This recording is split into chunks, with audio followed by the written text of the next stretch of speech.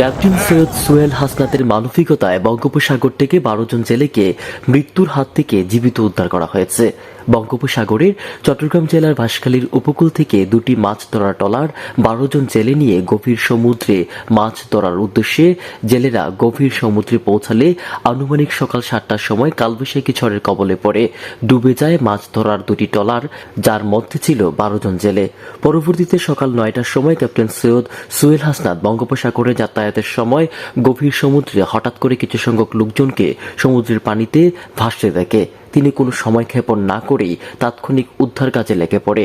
তিনি নিজের জীবন বাজি রেখে গভীর সমুদ্র থেকে একে একে 12 জন জেলেকে উদ্ধার করতে সক্ষম হয়। পরবর্তীতে জেলেদের যার যার গন্তব্যে পৌঁছে দেন তিনি নিজ দায়িত্বে। আমি ওই সময় একটা বোট করে কুতুবদিয়া যাচ্ছিলাম, পতেঙ্গা থেকে কুতুবদিয়া যাচ্ছিলাম। আমার উদ্দেশ্য ছিল মাদার ভেসেল একটা কুতুবদিয়া থেকে চট্টগ্রাম বহির্নোঙরে নিয়ে আসা প্রোগ্রাম, ওই প্রোগ্রামটার জন্য।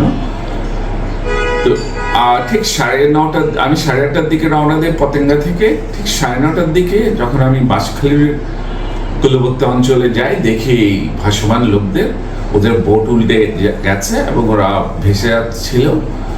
তো ওদের দেখতে পেয়ে ওদের কাছে গিয়ে ওদের উদ্ধার করি। ওদের উদ্ধারের পরবর্তীতে আরও একটা বোট পাশে দেখতে পাই এবং ওটা উদ্ধার করি এবং জানতে পারলাম অনেকগুলি বোট বলে ওই সময় ওরা প্রায় ওই সময় প্রায় 1.5-2 ঘন্টা ওরা ভাসছিল। আর যে ঘটনাটা ঘটেছে হঠাৎ 7টার দিকে দম খাওয়া শুরু হওয়ার পরপরই, আর বেশ কটা বোট বনে ডুবে গেছে ওদের ভাষ্যমতো। যদি আমি ওই সময় আমার চারিদিকে তাকে যা পেয়েছি আমরা তাদের প্রত্যেকে আলহামদুলিল্লাহ উদ্ধার করি। মহান আল্লাহর কাছে কৃতজ্ঞ যে আমরা সবাইকে উদ্ধার করতে পেরেছি, ওরাও প্রাণে বেঁচে গেছে।